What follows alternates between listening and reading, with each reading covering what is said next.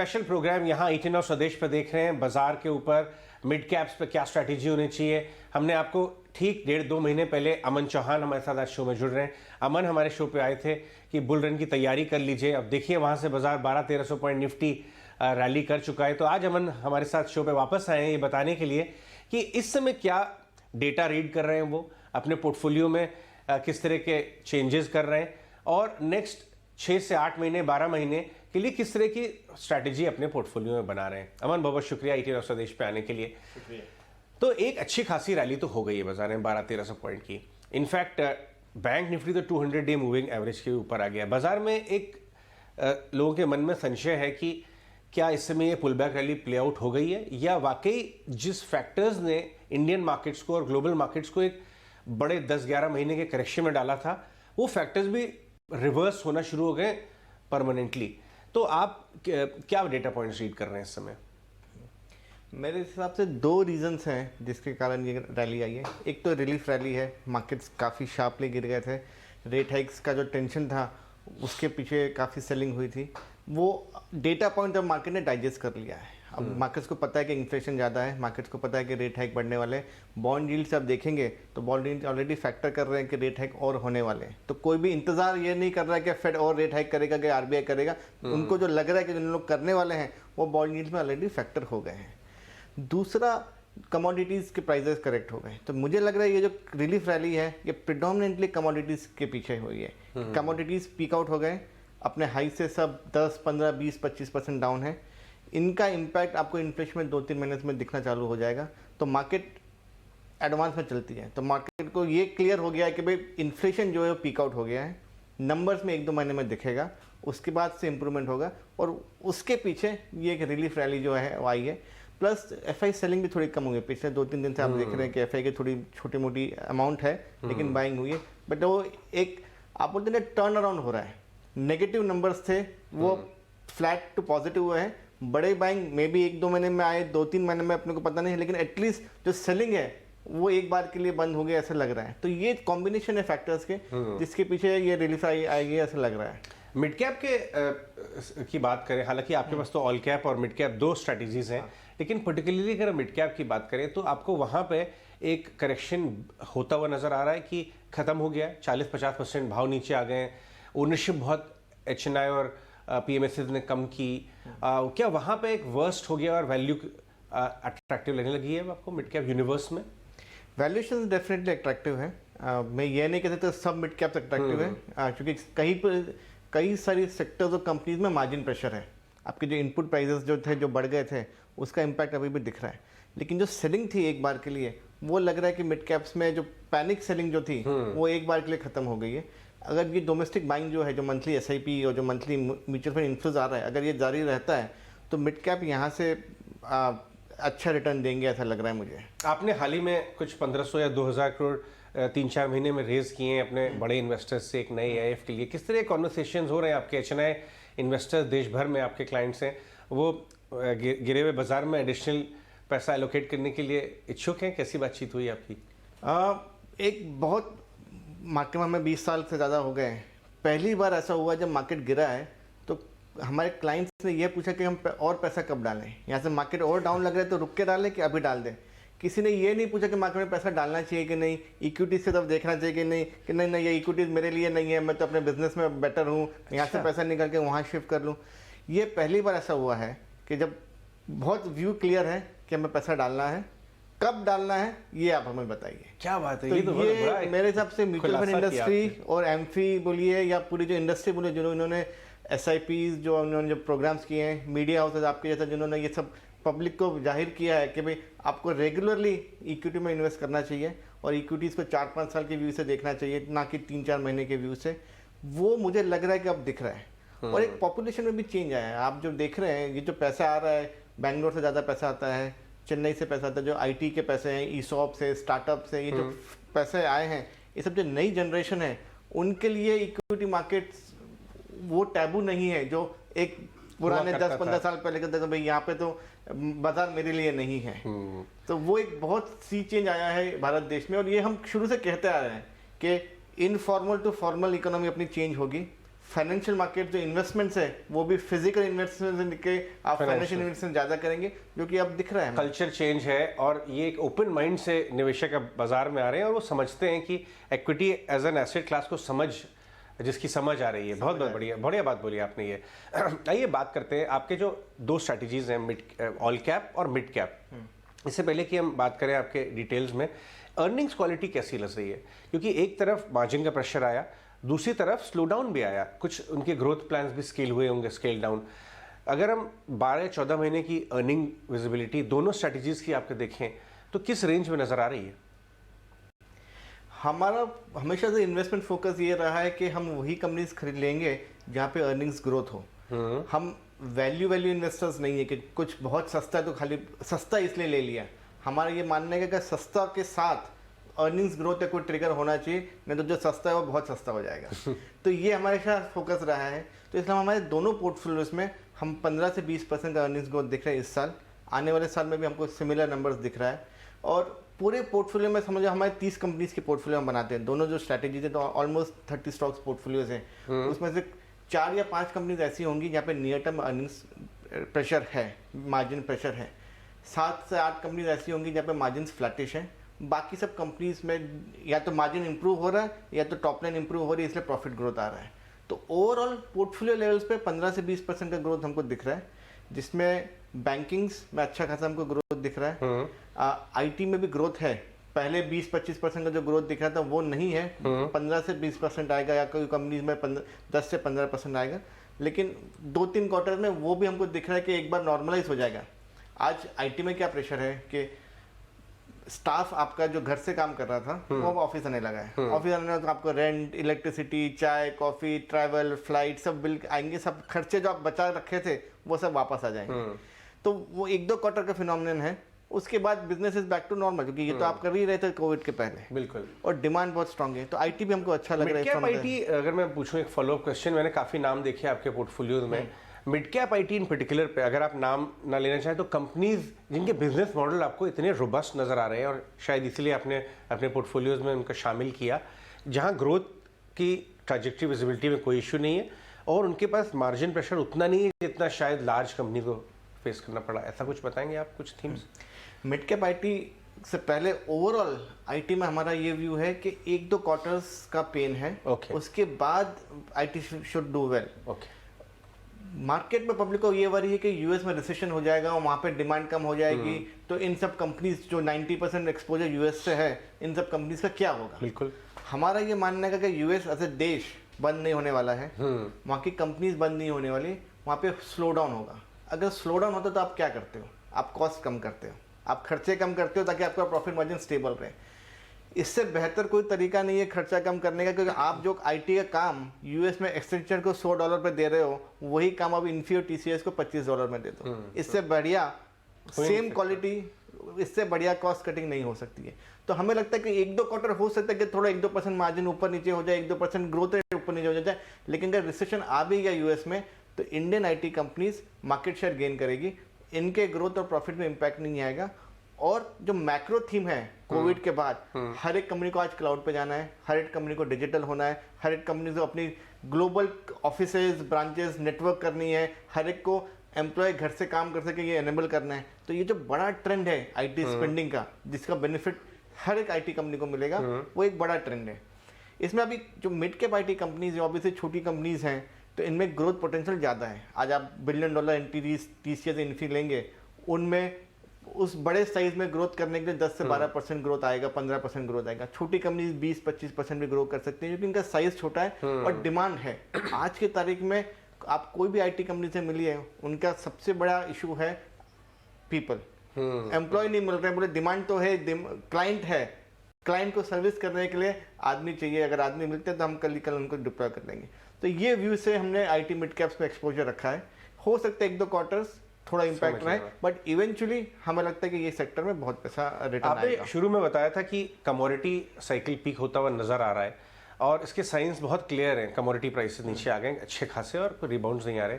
तो commodity user industries में capital good, auto Andriy, या बहुत सारे और भी हैं, आपने कहाँ पे एक्सपोजर लेना शुरू किया है, जहाँ एक तो कमोडिटी के प्राइस नीचे आने का फायदा मिल रहा है मार्जिन में, प्लस रेवेन्यू या सेल्स की विजिबिलिटी 3-4 साल के बाद अब अच्छी हो रही है, कहीं रिवर्सल में आपने दिख रहा है?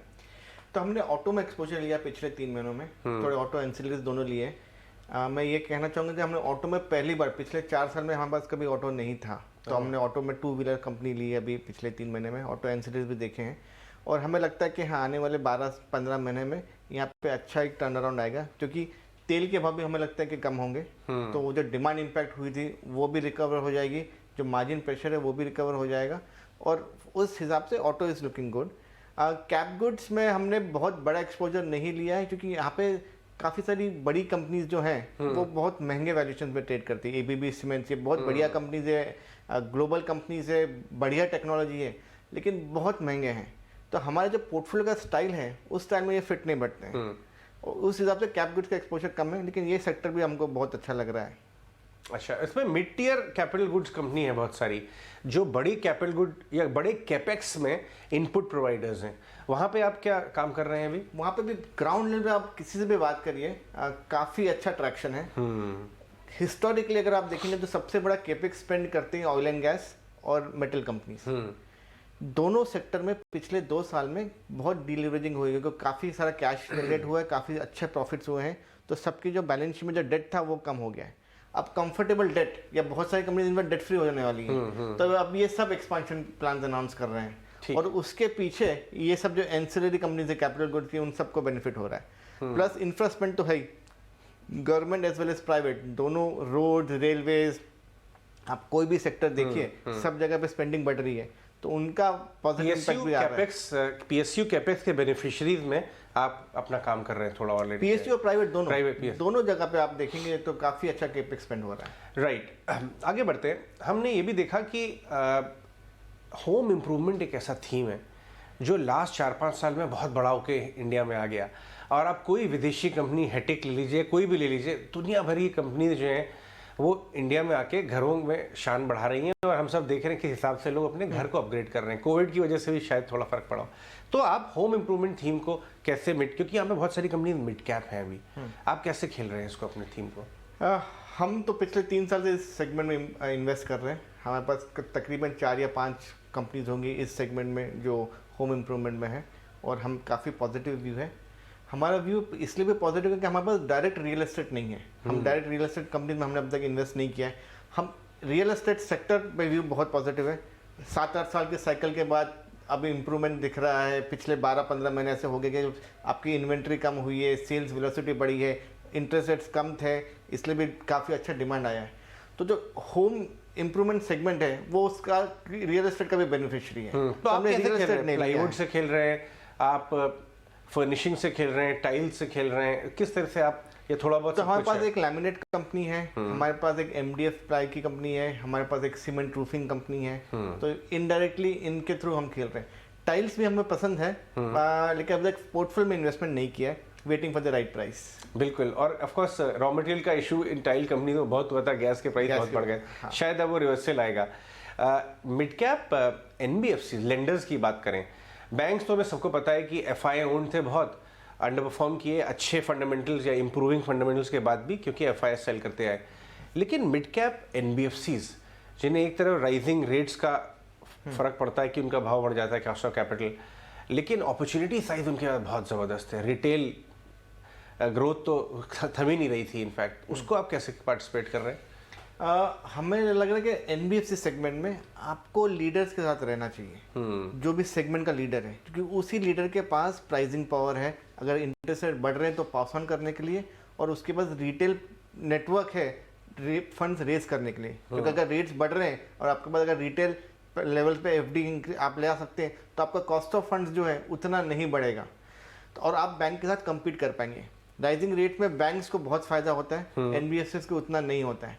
तो ये जो आपको डिसएडवांटेज है वो जो लीडर्स है, जो बड़ी कंपनीज एनबीएफसीज की, वो फिर भी झेल पाएंगी। इसलिए हमारा फोकस हमेशा ये रहा है कि एनबीएफसी सेगमेंट में हम लीडर्स में इन्वेस्ट करें। जैसे गोल्ड लोन सेगमेंट है, उसका जो लीडर है वो हमारे पोर्टफोलियो में है। सिमिलरली हमने 2-3 और एनबीएफसी में इन्वेस्ट किया है जो हाउसिंग फाइनेंस में अपने सेगमेंट में लीडर्स हैं, कोई है जो एमएसएमई में अपने सेगमेंट में लीडर है। तो हमारा फोकस हमेशा इसी सेगमेंट में रहा है कि एनबीएफसी के लीडर्स में इन्वेस्ट करें। हमने देखा हाल ही में कि आपने कुछ इनोवेयर कंपनीज में भी स्टेक बढ़ाया अपने फंड्स में। अभी इनोवेयर में ऐसा देखा है कि एक तरफ तो पेज इंडस्ट्रीज ने बहुत लंबे समय तक लीडर की तरह रहा, जो दूसरी छोटी कंपनीज थी लक्स, डॉलर या रूपा, या फॉर एग्जांपल के तौर पे ले रहा हूँ मैं, ये लोग कमोडिटी टाइप प्रोडक्ट बनाते थे, बट अब ये अपग्रेड कर रहे हैं वैल्यू चेन में और अच्छा कंपटीशन दे रहे हैं, सेक्टर भी बहुत बड़ा होता जा रहा है। इस थीम पे आपका क्या व्यू है? इस थीम पे दो व्यू हैं। एक तो ये कि हाँ, हर एक कंपनी प्रीमियम मार्केट में एंटर कर रही है, जो मास कमोडिटी मार्केट था उसे बढ़ के प्रीमियम में जा रही है और इसका बेनिफिट क्लियरली दिख रहा है। आपने जो कंपनीज की बात की, 2 से 3 साल पहले इन सब कंपनीज का 12 से 13% मार्जिन था। आज ये सब कंपनीज 18 से 20% मार्जिन कर रही है। तो ये मार्जिन इंप्रूवमेंट कहाँ से आया? एक तो ये प्रीमियम मार्केट जो उससे आया, दूसरा लॉकडाउन के वक्त बहुत बड़ा शिफ्ट हमें दिखा है अनऑर्गेनाइज टू ऑर्गेनाइज। इन लोग जो मास सेगमेंट में जो माल बेचते थे उसमें बहुत बड़ा सेगमेंट है अनऑर्गेनाइज। जीएसटी के आने के बाद और ये लॉकडाउन आने के बाद एक बड़ा शिफ्ट दिखा, जिनका बेनिफिट ये सभी कंपनीज को हुआ है और इसके पीछे डिमांड भी इंप्रूव हुई है और मार्जिन भी इंप्रूव हुआ है।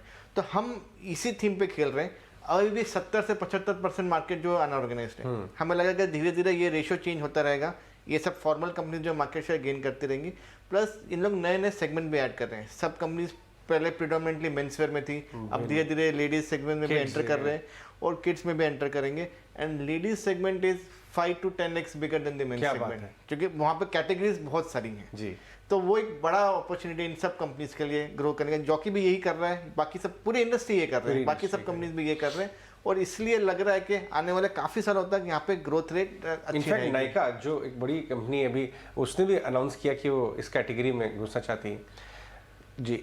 इसके अलावा और कौन से थीम्स आपने पार्टिसिपेट कर रखे हैं जहाँ पे अर्निंग्स ग्रोथ, वैल्यूएशन का कंफर्ट है, मैनेजमेंट अच्छे हैं? अगर आप स्टॉक्स के नहीं बट थीम्स के नाम लें जो अभी बड़े निवेशक या बाजार की बड़ी नज़र वहाँ नहीं गई है। रूरल फोकस कंपनीज पे हम काफ़ी पॉजिटिव है। हुआ ये कि जो भाव बढ़े हैं, सब चीज़ के भाव बढ़े हैं, गेहूं, आटा, चावल, सबके भाव बढ़े हैं।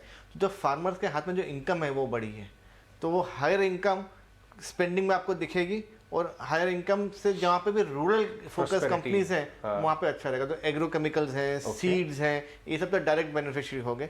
इनडायरेक्टली जो भी कंपनीज है, एफएमजी कंपनीज हैं जिनका रूरल मार्केट में ज़्यादा फोकस है, उन सब कंपनीज को काफ़ी बेनिफिट होगा। तो ये उसमें तो लार्ज कैप ज़्यादा कंपनी होंगी, डाबर वैरायटी, या आपको मिड कैप कंज्यूमर कंपनीज भी मिल रही हैं जिनका रूरल फुटप्रिंट बहुत ज़्यादा है? दोनों है। ऑब्वियसली लार्ज कैप ज़्यादा है, मिड कैप्स कम है। आपको हर एक कंपनी को इंडिविजुअली असेस करना पड़ेगा किसका रूरल फोकस ज़्यादा है, क्योंकि वहाँ पे हमको लग रहा है कि डिमांड इज प्रिटी रोबस्ट। बहुत ही इंटरेस्टिंग। और ये बताइए कि जो आपकी कमोडिटी पिकिंग आउट वाली कॉल है, आपने ऑटो लिया, सेलेक्ट कैपिटल गुड्स पे आप रिसर्च कर रहे हैं, इंजीनियरिंग अभी आप अवॉइड कर रहे हो क्योंकि वैल्यूएशन वहाँ पे। एक retail, apparel, real estate, cement, इनको भी कमोडिटी का नीचे आने का बहुत फ़र्क पड़ता है। कहीं ना कहीं ऑपरेशनल कॉस्ट नीचे आती हैं, कहीं ट्रांसपोर्टेशन कॉस्ट, लॉजिस्टिक्स को बहुत फ़र्क पड़ता है। इस एरिया में आपने काम किया है? सीमेंट में सबसे ज़्यादा इम्पैक्ट आया था, मार्जिन प्रेशर आए थे, क्योंकि कोल, डीजल दोनों के सबसे बड़ा इम्पैक्ट सीमेंट में देखा था। और सीमेंट ऐसा सेक्टर है जहाँ पे आप प्राइस इजीली पास ऑन नहीं कर पाते, क्योंकि हाईली कॉम्पिटिटिव इंडस्ट्री है। तो मेरे को लग रहा है कि 3 से 6 महीने में सीमेंट सेक्टर में मार्जिन रिकवरी आएगी। तो आज जो मार्जिन प्रेशर है, जो एक कंपनी $1000 से $1200 पर टन इबिडा कर रही थी, आप इस क्वार्टर के नंबर्स देखेंगे तो वो सब $600 से $800 पर टन की इबिडा पे आ गई हैं। तो यहाँ से जो इम्प्रूवमेंट है 1-2 क्वार्टर्स में दिखेगा। तो सीमेंट को बेनिफिट होगा, इस क्वार्टर तो नहीं दिखेगा, उसके बाद के क्वार्टर से आपको दिखेगा। लेकिन भाव पहले मूव करना शुरू हो जाता है, जैसा कि हमने हमेशा देखा है। सीमेंट में आप कैसे ले रहे हैं लार्ज, क्योंकि कंसोलिडेट हो रहा है। एक व्यू ये आ रहा है कि जब से अदानी साहब आए और दूसरे बड़े प्लेयर्स ने अपने गेम को और अग्रेसिव किया है, 6-8 पोटेंशियल टेक ओवर कैंडिडेट्स ही बन गए, तो कुछ स्पेशल सिचुएशन ही बन सकती हैं। तो मिड टीयर सीमेंट में आपको ज़्यादा वैल्यू नज़र आती है इन सब चीज़ों के फैक्टर्स का मिश्रण, या आप सेक्टर लीडर के साथ रुकना चाहेंगे बट वहाँ पे वैल्यूएशन शायद नहीं मिलता सस्ता? तो ये हमेशा रहा है, मिड टीयर सीमेंट हमेशा से लार्ज कैप सीमेंट से सस्ता रहा है, क्योंकि वहाँ पे केपेक्स या ग्रोथ जो वॉल्यूम ग्रोथ है वो कम आता है। हमारे पास दोनों है, लार्ज भी है और मिड भी सीमेंट में। हमें ये लग रहा है कि मिड सीमेंट में इमीडिएटली तो नहीं, लेकिन हो सकता है 3-6-9 महीने में कुछ M&A एक्टिविटी हो जाए। अडानी जी और कंपनीज खरीद सकते हैं अपना प्रेजेंस इंप्रूव करने के लिए, या उनके कंपटीशन में जो कंपनीज खड़ी है वो ले सकते हैं कि भाई ये हम ले जाइए कंपनी, उससे पहले हम ले जाए, हम हमारा मार्केट शेयर इंप्रूव कर लें। तो मिड कैप में ये एक बहुत क्लियर ट्रेंड है जो आ सकता है। लार्ज कैप्स में हमें लग रहा है कि अडानी जी के आने से एक अच्छा ही हुआ है, क्योंकि वो हमें नहीं लग रहा है कि बहुत कॉम्पिटिटिव या बहुत डिमांड प्राइस डिस्ट्रक्ट करेंगे। उन्होंने भी ये जो कंपनी एक्वायर की है, लोन लेके की है, उनके लिए भी एक कॉस्ट ऑफ कैपिटल है, एक कॉस्ट ऑफ डेट है। तो लॉस करके सीमेंट बेचेंगे या लॉस करके कंपटीशन में कुछ इम्पैक्ट लाएगा, वैसा नहीं लग रहा है। तो नेट व्यू पॉजिटिव ही है। तो बाजार का ये डर जो थोड़ा ज़्यादा है एक्चुअली कि इतना कंपेरेटिव हो जाएगा कि रिटर्न रेशियो सेक्टर के इम्पैक्ट करेंगे, ऐसा होने नहीं वाला है। वैसा लग नहीं रहा है, अनलेस हमें ये नहीं लगा कि जो रिलायंस जियो ने किया आके रेट्स कम करके कंपटीशन को साफ कर दिया। वो एक ब्रोकरेज ने खबर नोट डाल दिया था कि जियो मोमेंट हो गया सीमेंट का। शायद वो एक्सट्रीम व्यू था। एक्सट्रीम व्यू था। मैंने देखा कि लॉजिस्टिक्स लीडर है आपके पास।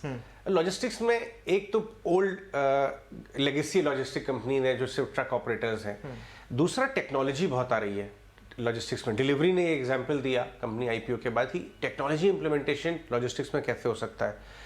और वहीं पे कुछ ऐसी कंपनीज हैं जिन्होंने M&A रूट से और पुरानी लेगेसी के होने के बावजूद अपनी कंपनी को पूरा ट्रांसफॉर्म कर रहे हैं। ऑल कार्गो जैसे गति और को भी एक्वायर किया, ब्लू डार्ट भी है। ये जो स्पेस है ये कंसोलिडेट होती जा रही है और ये बहुत स्ट्रेटेजिक हो गई है बिजनेसेस के लिए। लॉजिस्टिक्स का पहले जैसा नहीं रहा। आप इसको कैसे खेलते हैं अपने? तो ये बात आपकी एकदम सही है। लॉजिस्टिक्स एज ए सेगमेंट बढ़ते जा रहा है क्योंकि ऑनलाइन ट्रांजैक्शंस बढ़ रहे हैं। और ऑनलाइन ट्रांजैक्शन आप कोई भी वेबसाइट से कुछ भी लीजिए, आपको लोकली एक प्रेजेंस तो चाहिए जो आदमी आके आपको घर पे आके डिलीवर करे। तो वो लॉजिस्टिक्स की कंपनी कर रही है। तो इनके लिए ग्रोथ अपॉर्चुनिटी बहुत अच्छी हो गई है। एक टाइम पे ये डर था कि अब ईमेल का ज़माना है तो कोई चिट्ठी तो भेजेगा नहीं, तो ये सब डिलीवरी वाले क्या करेंगे, कोई कुरियर भेजेगा नहीं, ये सब स्कैन करके ईमेल कर देंगे। तो वो एक डर था, एक काफ़ी समय तक ये प्रेशर रहा इस इंडस्ट्री में। लेकिन अब ये ऑनलाइन डिलीवरी के पीछे जो एक शिफ्ट हम देख रहे हैं फिजिकल रिटेल से ऑनलाइन डिलीवरी, उसके पीछे लॉजिस्टिक्स काफ़ी इंप्रूव हो गया। और हर एक कंपनी को अब स्पीड चाहिए, हर एक कंपनी को एफिशिएंसी चाहिए। आप आज आपने ऑर्डर किया है तो आप एक हफ्ता, आपको 15 दिन वेट करने का आपके कैपेसिटी है नहीं। आपको 2 या 3 दिन मैक्सिमम आप वेट करने के लिए रेडी हैं। तो इसके पीछे ग्रोथ अपॉर्चुनिटीज बहुत बढ़ गई है। और इंडिया एक बड़ा मार्केट है और रूरल मार्केट है, सेमी अर्बन है, अर्बन मार्केट्स है। तो ग्रोथ अपॉर्चुनिटीज लॉजिस्टिक्स में बहुत अच्छी है और आने वाले सालों में ये एक सेगमेंट है जो बहुत अच्छा करेगा। इसमें ऑपरेटिंग एफिशिएंसी बहुत मायने करती है। अगर आप 60-70% यूटिलाइजेशन कर रहे हैं तो आप लॉस करेंगे। जैसे अब 80% हो जाएगा आपका प्रॉफिट बढ़ जाएगा, 90% में आपका प्रॉफिट डबल हो जाएगा। तो वो बहुत मायने करता है। जो ग्रोथ और डिमांड में हम देख रहे हैं उसके पीछे लग रहा है कि आने वाले ऑलरेडी ये कंपनीज अच्छा प्रॉफिट्स कर रहे हैं और ये प्रॉफिट सस्टेन हो जाएंगे। तो बिल्कुल, तभी आपके पास ये ऑलराइट। अमन, आज हमारे साथ स्टूडियोज में आने के लिए बहुत बहुत शुक्रिया। बहुत मज़ा आया आपसे बात करके। आपने डिटेल्स में बताया और हिंट भी किया कौन से स्टॉक्स को आपने क्यों अपने पोर्टफोलियो का पार्ट बनाया हुआ है। हमारी शुभकामनाएं, आपका फंड और बड़ा होए और ऐसे ग्रो करता रहे। बहुत बहुत धन्यवाद आज आने के लिए। शुक्रिया मुझे बुलाने के लिए।